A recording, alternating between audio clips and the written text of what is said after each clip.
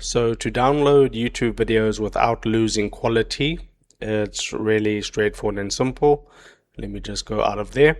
So what you need to do is open up YouTube, and then once you're on your main page of your YouTube, tap on the U button right there at the bottom right, tap onto U, and then what you want to do is tap on the settings at the top right, tap onto settings.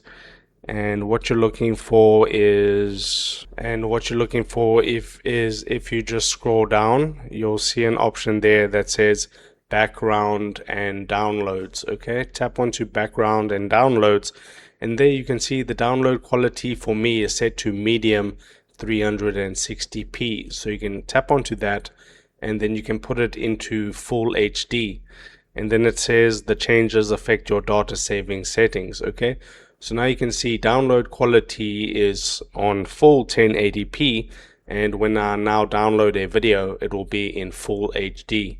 If this helped you out, drop a like on the video and subscribe to my channel.